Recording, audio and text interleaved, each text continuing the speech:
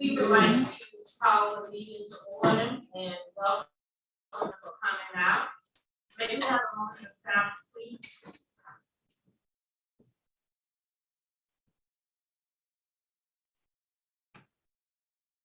Thank you. May we have a motion to approve the minutes? So moved. All in favor, please raise your right hand. Thank you. Next, we would like to approve the meeting agenda with the following additions. 8A personnel addendum and 10B transfers revised. May we get a motion, please? I make a motion to approve the minutes with those revisions.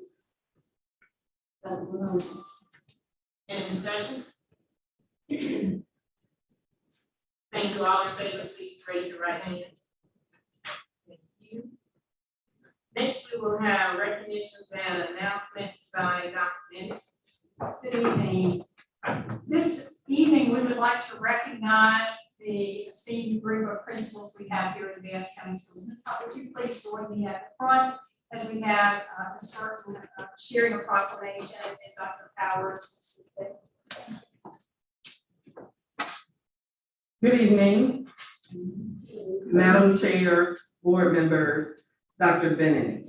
October is designated National Principals Month in recognition of principals, assistant principals, and all school administrators for their commitment to the success of students. While faced today and in the past year with unprecedented challenges because of COVID, school administrators have shown great tenacity and resilience to support teachers, students, parents, and others while ensuring that quality teaching and learning continue even during a pandemic. We are extremely proud of our school administrators, and we sincerely appreciate their dedication and willingness to provide broad experiences and opportunities to all of our students each day. We commend the board on recognizing October as National Principals Month, and we ask that the proclamation be signed by Ms. Cobb and Dr. Bennett and placed in the minutes of this meeting. Thank you.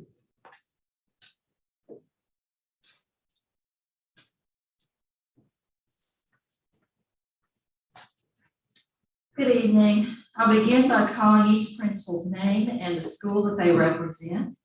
We ask that each principal step forward and receive the gift, and then continue to shake hands with the board chair and the superintendent. We'll begin with Mr. Ray Horner, principal at Vance County High School.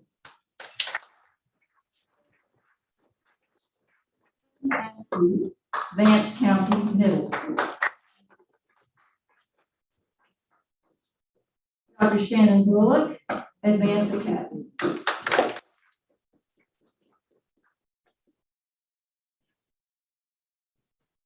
Dr. Verdisa Lockhart, STEM Early High School.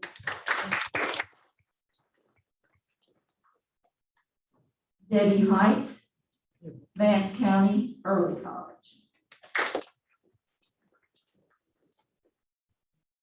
Though unable to be with us tonight, we still want to recognize Ms. Kristen Boyd, Aycock Elementary School. Stephanie Alston, Carver Elementary School. Ms. Hetty Somerville, Clark Elementary School. Dr. Michael Putney, Dabney Elementary School. Dr. Carnetta Thomas, E.M. Rollins.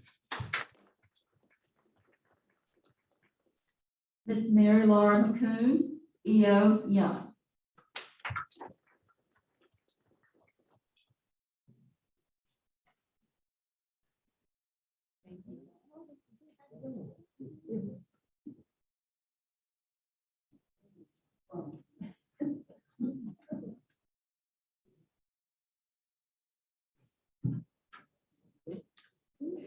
Mr. Edward Ortega, LB Yancey.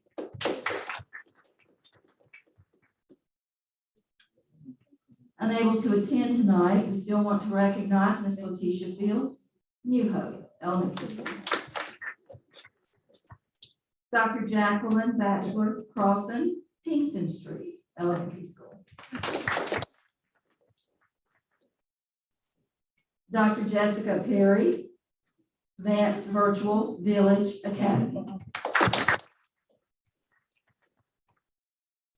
And last but certainly not least, Dr. John Hargrove, Zeb Vance Elementary School. I want to take this opportunity to thank all of our principals for the work that they do continuously and on a daily basis. Thank you all.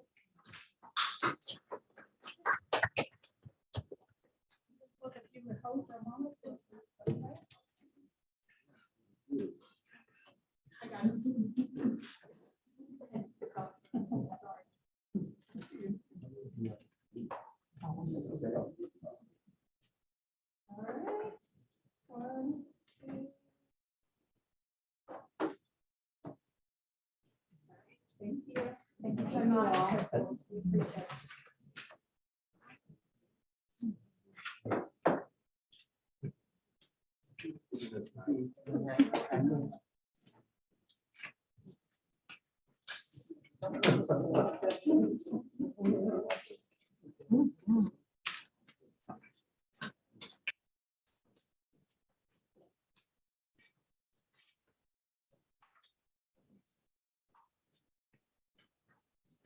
Thank you all very much.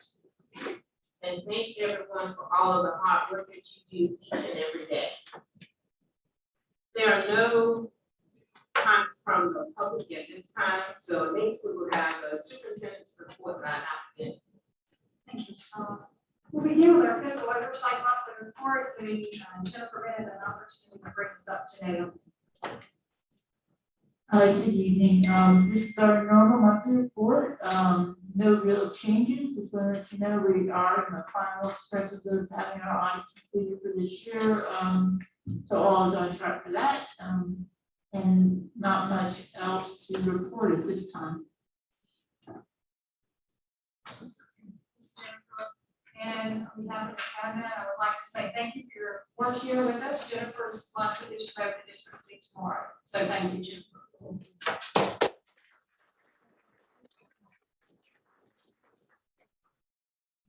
Moving right along with that, every month the board looks at, reviews, and discusses the COVID metrics and makes a decision around our COVID policy and the continuation of face masks and the requirement of face masks as it currently is for our students and our staff. So just a reminder of that policy. And before we actually take a vote from the board this month on the face mask policy, I would like to bring up today with a few of our metrics provided to us from the local health department. Just a second, as we know that from our state, we also have very specific expectations around guidance as to what we're required to do from the school level, from the district level. But as we look at particular numbers, I would like to say that Vance County since March of 2020 has had 6,392 cases of COVID, with 93 deaths in our county over that time. In the past 2 weeks, we have had an additional 308 reported cases in Vance County alone. While COVID itself has reduced across the state and the nation, we know that with the variant, the last few weeks have brought an increase in the number of cases locally. 95% of those who are hospitalized right now with the Delta variant have the Delta variant of COVID-19, and 97% of those who are hospitalized with COVID have not been vaccinated. So we continue as a district to encourage vaccinations and offer those with our clinics. North Carolina is still considered a very red state when we look at the past few weeks and the number of cases with the Delta variant. Locally, I would like to say that around 64% of our population has had at least one vaccination. That's for those over the age of 12, but about 58% have received both of the two. I would say that of those 12 to 17 years old, we have only 1,502 students in our county, or school-aged children, I'll say, who are eligible for the vaccination, who have been vaccinated. So we do continue to encourage vaccinations of our students, vaccinations of our staff. So having that particular data before you, I pause now to give the board an opportunity to make a motion about masks. I make a motion that we continue our current policy on wearing masks. A second. Any discussion? All in favor, please raise your right hand. Thank you. One additional comment on COVID. We are participating in the NACO testing. Our athletes and coaches are tested on a weekly basis. Students and staff who have opted into that testing protocol will begin with that next week. At any time, any staff member or student, parents of our students, want to be included in the NACO weekly testing for COVID, we are allowing them to join us there. We also continue to have the COVID screening site outside, and that has been very helpful to us for the past 6 or 8 months as they have been here with us. The next piece in the superintendent's report relates to the improvement continuums. Since our summer session as a leadership group, principals have been working with their school improvement team, designing and identifying their strategic priority goal for the year. We talked specifically about narrowing the focus, trying to have a laser focus on one particular aspect of the school where they felt they could have the greatest academic impact. You have a very brief statement of priority and an academic improvement impact statement from each of the schools. Just presented it to you for your information. I will tell you that in the next few weeks, all of the principals will have an opportunity to discuss very clearly with the cabinet their plans for the year. Also, the budgets align with that priority and the academic impact. 40% of Title I money has already been freed up and the schools have access to that. For schools where Title I is not an option, we are looking at other ways to fund them, whether with their Restart Fund or with our DSSF funds or other funds, to make sure that all schools have equal access to funding to fund their particular priorities. Several of our schools have also requested to access the ESSERS money as it relates to outdoor learning environments or health and wellness programs or additional professional development. We are looking also and will be meeting with these principals to determine how we can then release those funds where those requests are appropriate in the law. I present those to you for your information. Next, I would like to give Dr. Destiny Ross-Putney an opportunity to share with us the student experiences that she and Mr. Markoch are working on, the intra-district field trips. Dr. Ross-Putney is serving as, of course, our director for our Center for Innovation, executive director there. So we're excited about the work she and Mr. Markoch are doing. Dr. Ross-Putney. Thank you. Good evening, board members, Madam Chair, Dr. Bennett. We are very excited to have already put in the plans for our students to visit the Center for Innovation at the Charles Street location beginning this semester and carrying on into next semester. Some of the things that you can expect from the experiences, we're going to do 3 rotations. All of them are going to include interactive hands-on learning capabilities where both their teacher of record and either myself, Mr. Markoch, or another district leader will co-facilitate these events with students. Some are going to include the Z-Space Lab, which we have there with the laptops, makerspace challenges to get the students to think creatively and to look for some product, as well as a Lego creation station. So we want to show our kids that we have the capabilities in Vance County to give them some learning experiences that they normally would go to Raleigh or to Durham, to a museum and experience, but we want them to see us as the educators and their district leaders being able to facilitate that. All of the activities are designed with our profile of the graduate skills. We want to breathe life into those and show kids and our teachers that this is the way that instruction should look like. Beginning in November, we'll bring in grades 4 and 7. The schools will coordinate the transportation and ensure that the kids receive lunch before coming over to the Charles Street location. In February, we will host our 5th graders and our 8th graders. We are going to design that one to focus on transition because each one of those grade levels will be transitioning to the next level. So we're very strategic in the activities that we'll have for them then. And then in March, we'll do our 3rd graders and our 6th graders. The schools will remain on campus between about 90 to 120 minutes when they come.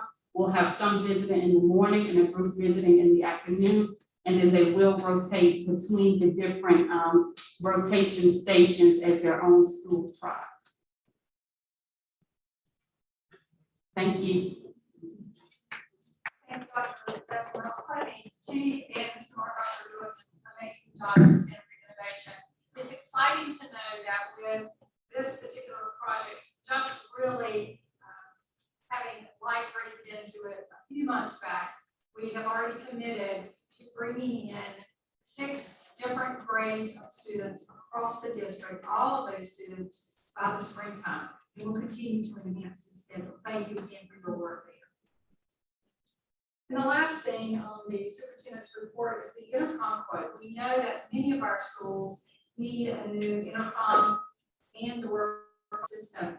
We will be bringing those to you as those quotes are received. I'll pause now to allow Mr. Purdue to share with you the first quote that we bring to you. Good evening. As Dr. Bennett just stated, we're continuously looking to upgrade some of our equipment for safety and security and working in collaboration with Marshall and technology. We've been reviewing some intercom systems, and some of these are capable of doing telephone and intercom system. The proposal you have in front of you currently for E.M. Rollins Elementary would also incorporate the classroom telephone system into the intercom system, thus saving us some money on our telephone bill monthly. So we're looking at those options. So it may be some upfront investment, but in the long run, it will save the district many dollars on our phone services and still provide the same capabilities in the classroom for a teacher to make and receive calls as they would with the system we currently have in place. So that is there to review, and as we get each of the schools evaluated and prices back, we will continue to share those with you all.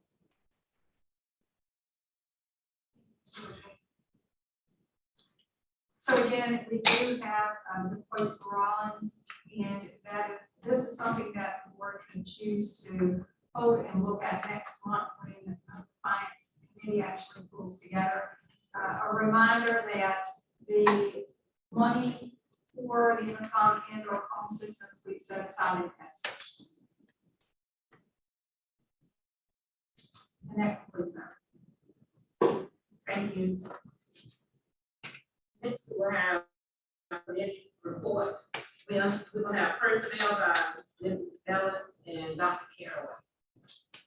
Okay, thank you, ma'am. The personnel committee, I was trying to, look, I'm so busy listening to everything, trying to hear what everything is saying. I didn't put all the papers together, but you know what I'm here for. And that is to report the personnel committee. Is there another part of this agenda that I don't know? Okay, thank you. You know, it's so good to have these ladies around and wait on what. I like this one.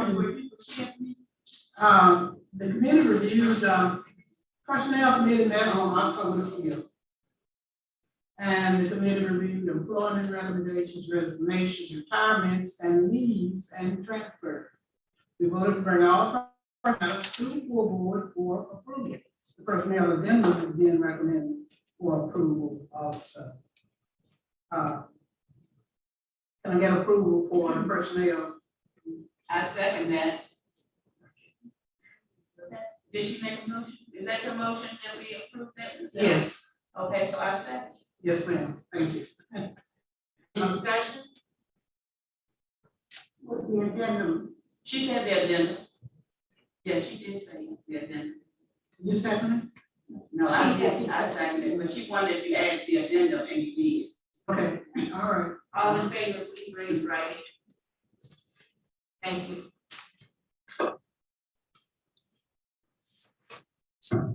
Next, we will have finance by Mrs. White and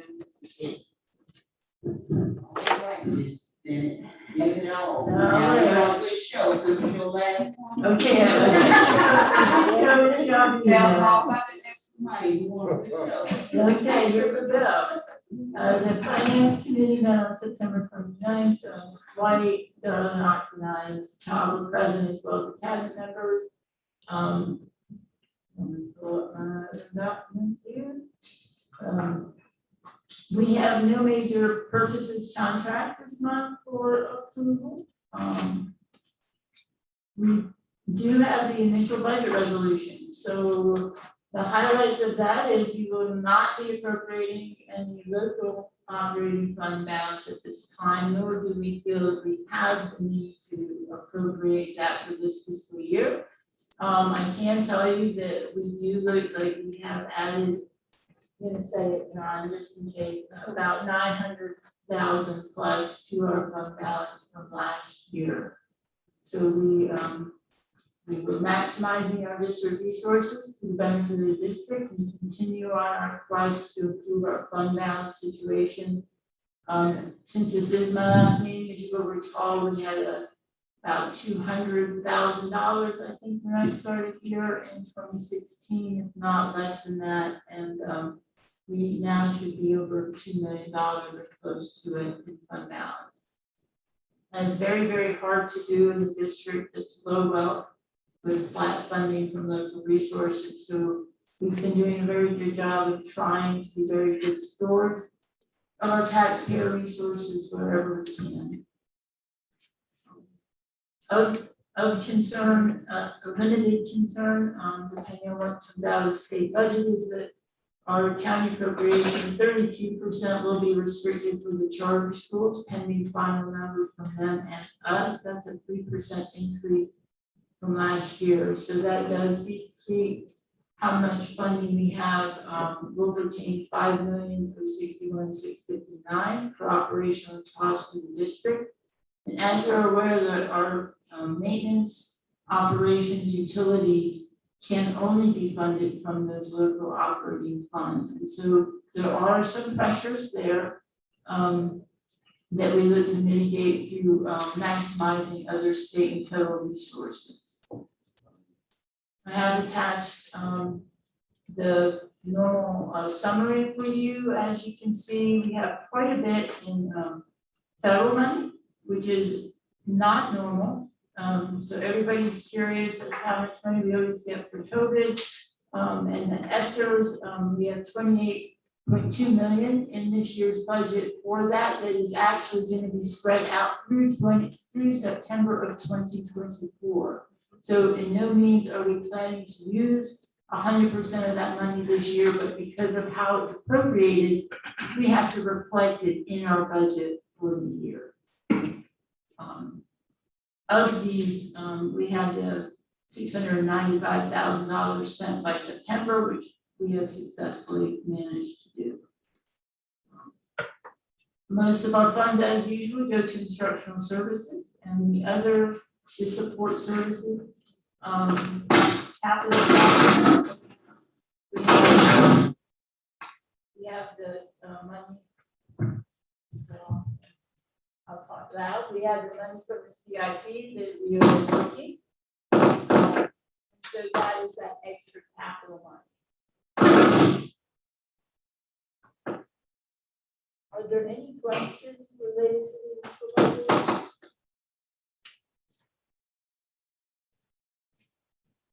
Thanks for the great job you've done the entire time. It's been my pleasure, and the team worked very hard. It is a team effort from the cabinet and everybody to make sure that we're maximizing our resources and doing it compliantly and to the benefit of our students. As you guys know, I'm always saying, you know, our job in finance is to maximize our resources for the benefit of the hopes and dreams of our students. And I take that very seriously, and so does your leadership here for the district. So I guess we need a motion to approve the initial budget provision. I make a motion that we approve the initial budget for 2021, 2022. Any discussion? All in favor, please raise your right hand. Thank you. On a note with that, we still don't have a state budget, so hopefully we'll have that. Maybe they'll unveil that next week when I get there. I think we can immediately do an amendment to that. Other financial required items this month were surplus of technology devices, and you can see the summary of that. We are doing a little house cleaning and want to make sure that we can get our devices that have run out of the useful life for us. Ms. Abbott has a person that we can donate once these are surplus to, that we will be working to help learn how to refurbish, teach kids, and put most of these devices to actual very good use. So we're requesting that we declare the list of technology devices surplus and direct staff to dispose or redirect the use of those items. Okay, I make a motion that we declare the listed technology as surplus and direct the staff to dispose or redirect the use of these items. That approved. Any discussion? Second. All in favor, please raise your right hand. Thank you. Okay, thank you. And we will be bringing, almost every month, every other month, we'll continue to bring you some surplus items. So just so you're aware, they'll become more of a standard item on your list. The last item that requires action is our normal debt service for the lottery funds to allow the county to use lottery funds for the debt service. It is the same amount as in prior years, $384,000. Our total balance in the lottery funds, we have $1.9 million in the lottery funds, which is a nice balance to have. Should we have any kind of emergency, like we had with the roof recently, we had funds to take care of that, and it was an isolated, contained situation. If we had had a more major break, then I know Kevin feels some comfort in knowing that we have these funds that we can draw upon. And I have done the normal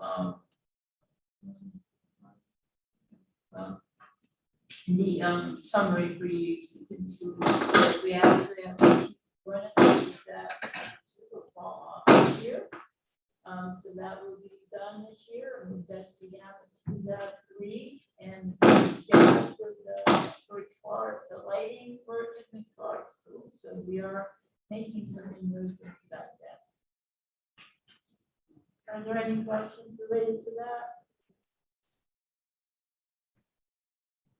I make a motion that we approve the lottery debt service application.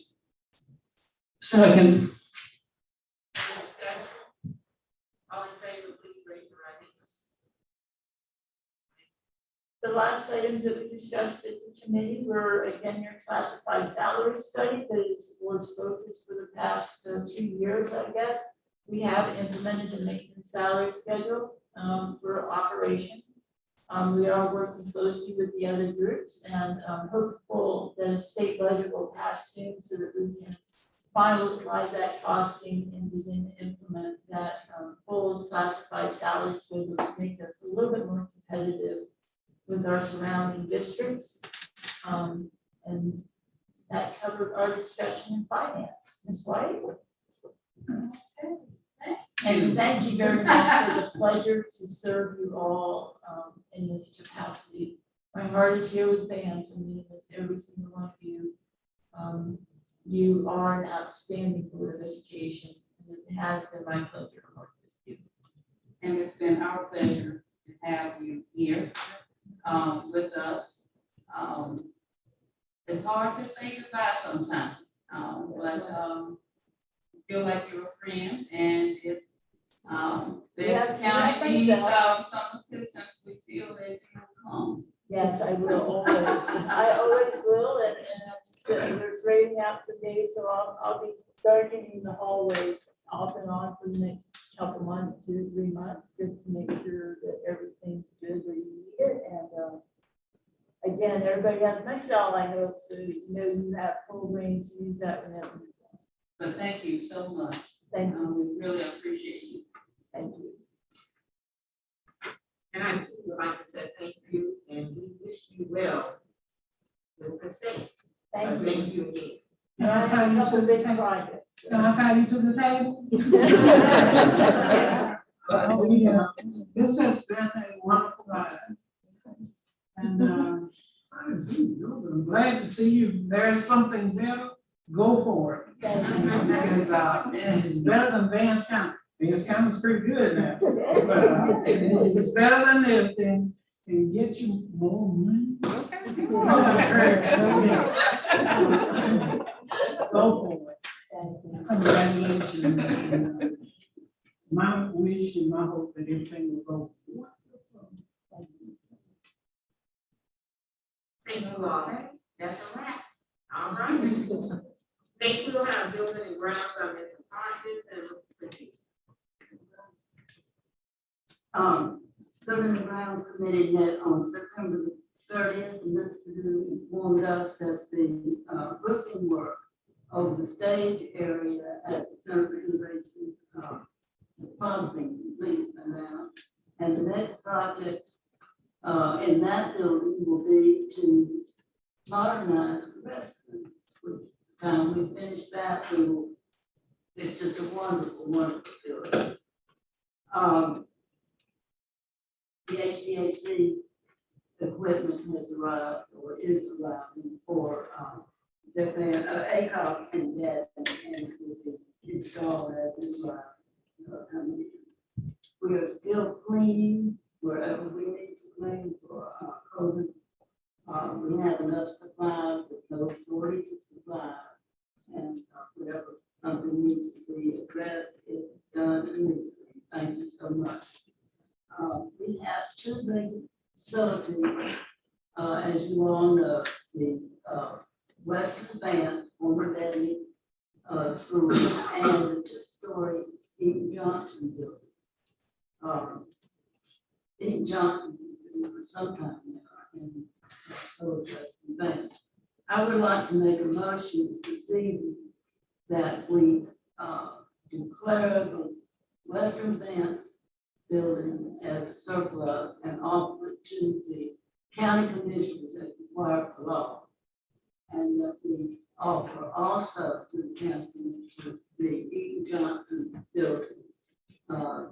See if they might be interested in that. They've looked at it one time and they didn't now.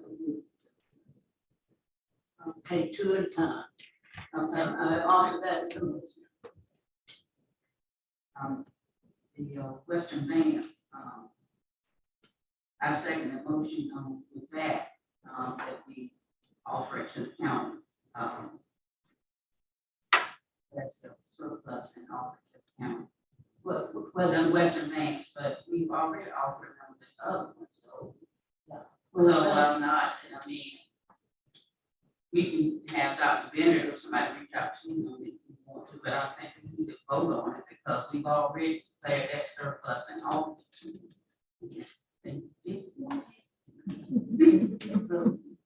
We're required by law to offer. I'm not talking about Western Vance, right, but we already offered, the Eaton Johnson Eaton bill, Johnson, and they said they did not want it. We offered it to them. No, we discussed it at our meeting, we thought we might offer it again. So we can just have Dr. Bennett, if we like, to reach out about the EJ building, since we, see if they change their mind about that. So I think that would be Yeah, proper. it's already been offered, so I think. Right. So, I do follow your motion on the Western Vance. second the motion. Any other discussion? All in favor, please raise your right hand. Thank you. Thank you. Next, we'll have policy by Ms. Oxidine and Burke. Okay, the policy committee met Wednesday, September 29th, 2021. We had a change in presentation from Dr. Bennett to Ms. Burke, and she did an outstanding job. So at this time, Ms. Bennett presented the 6,000 series of policies to the committee for our annual review. And our committee recommended a revision of policy 6316/7406, which is duty to drive a school bus and exemptions. The revision adds the requirement of all athletic coaches to obtain and maintain a CDO license to transport student athletes unless the coach has a qualifying medical exemption. The committee recommended the revised policy be presented to the full Board of Education for approval and waive the 30-day review. So at this time, I'd like to make a motion to approve policy 6316/7406. I second that. Any discussion? All in favor, please raise your right hand. Thank you. And our next meeting is November 17th at 12:30. Next, we will have curriculum, Mr. Wilson and Dr. Howard. Thank you. The curriculum committee met on September the 30th.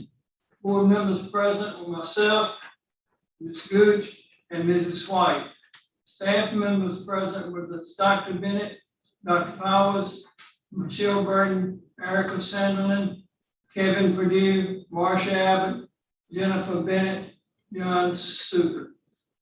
We had a crowd. Meeting was called to order at 9:30. Dr. Powell shared with the committee a number of professional development sessions we held. In September, we held 63 sessions, 45 continuing education units for teachers, and 365 teachers attended. The next topic was Read to Achieve. Dr. Powell shared that we were selected to be part of a language essentials for teachers for reading and spelling training. We had 200 plus teachers, plus or minus teachers that have taken the training so we can teach our students the science of reading in elementary school. The training is for our pre-K students, K-5 students, and some administrators that are part of the training as well. This is a 2-year commitment. Our administrators will have to go 6 hours of training. This will be done on September the 15th and October the 13th, and again in the spring of the year. Innovative Partnership Grant. Dr. Powell shared that we were awarded a $1.5 million grant over a 3-year period at $50,000 per year. The grant was awarded to Vance County Middle School. The CTE ribbon cutting for the food truck, which was delayed and canceled in September, will be soon. We don't have a date yet. Ms. Amy Langston is working to get that rescheduled. We will have a new date soon, and we invite all of y'all to join us. At that time, we'll also be hosting food tasting around the world. Big day, sound good. Marsha Abbott shared a PowerPoint presentation and improvement updates. We have 5 Khajiit support the students for the new school year. There were 222 Khajiit support students in the prior years and 75 support bus hotspots. Ms. Abbott shared the total number of deployed devices for elementary Chromebooks, 1,105, touch Chromebooks, 19, and pre-K, 253 secondary Chromebooks, and 2,007 for a total of 4,584 which is 82.3% of the student population. Teacher staff devices deployed were 481. If you can keep up that, you're amazing. Ms. White asked a question about notifying parents regarding devices that have not been returned. Ms. Abbott stated that we would have to get with Tony Fletcher. She said the social workers were working together on getting the devices returned, and Ms. White said keep the board informed. I asked about device usage, whether the percentage reflected at home use or in school use. Ms. Abbott stated she would get the information and provide it at the next report. Ms. Abbott went on to say that bus usage was 42.66%. There were no other questions. Following this in your book, in yours, there's a technology update by Mrs. Abbott. So what I'm going to do, rather than have Ms. Abbott sit and go through this, take a few minutes and look at it and ask any questions you have for Ms. Abbott. Thank you. Ms. Wilson, I know, I did have a few questions about food trucks and Dr. Powers, because I'm not here. And you were supposed to give us an update, I guess at our next meeting. Yes, ma'am. And also, Ms. Abbott, with the technology, you know, some of our business partners, you said you were gonna let us know if they still had those devices turned on. If they're still using them, so we're supposed to get an update at our next meeting on that also, correct? So that's what didn't reflect in the minutes. Do you want to take?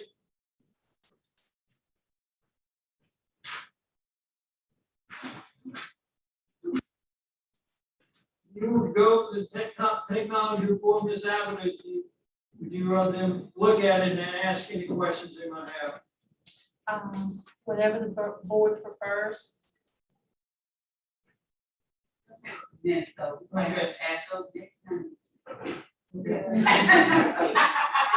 think those questions, if anyone have any questions, I think they can be asked at the next meeting. Right. Look at what Ms. Abbott provided and bring any questions back to the next meeting. That's all I have. Thank you. Thank you. Next, we will have community and business relations by Mrs. Stevens and Mrs. Sam. The Community and Business Relations Committee met on October the 5th. And Ms. Samlin shared with us information about analytics and insights on Twitter. Twitter reached 59,000. Facebook reached 22,600. The website 26,256. Media coverage continues to be as it has been in the past, so you have those listed in your minutes. With the COVID update, some information has already been given, but the district dashboard updates every school day by 9 a.m. The monthly COVID-19 data chart updates every school day by 9 a.m. Plus the report update as needed. We have reusable water bottles delivered to all schools for every student. Water bottle filling station signs are being added to the new water fountains. Vaccination clinic was held September the 21st. And COVID in-testing communication and flyers for all staff and students.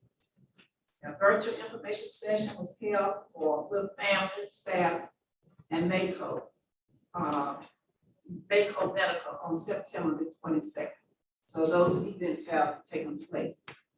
Some other events that have taken place was a ribbon cutting for the Boys and Girls Club, which was held at New Hope on October the 1st, and was held at Carver Elementary on October the 6th. The virtual family forum was held on October 5th. Walk to School Day will be held held October the 13th at Kingston Elementary and E.M. Robbins. National Night Out Against Crime, District Booth, October the 19th, downtown Henderson. And the retirement recognition will be held on October the 26th at the Center for Innovation.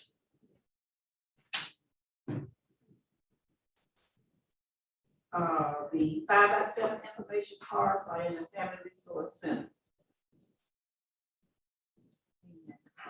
Each school also has their school printed information card to be utilized.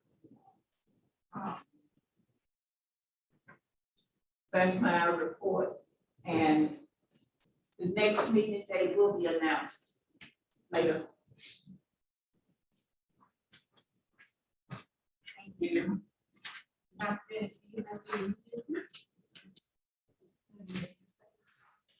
Thank you. We do not have any overnight field trips. However, out of county transfers, Dr. Bennett. We have 10 transfers in to the county, request to transfer in, 1 to transfer out. I make a motion that we approve those transfers. I'll second. Any discussion? All in favor, please raise your right hand.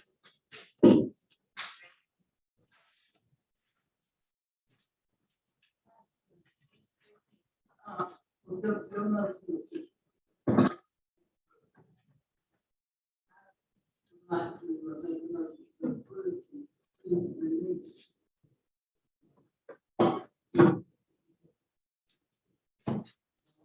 I just thought they were all transferring. Thank you. Second, I said, any discussion? All in favor, please raise your right hand. Thank you.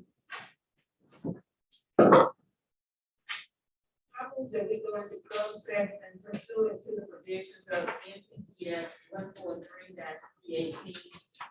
That for purpose of discussing legal, personnel, and property issues pursuant to subsection A of 6. I said, Any discussion? All in favor, please raise your right hand.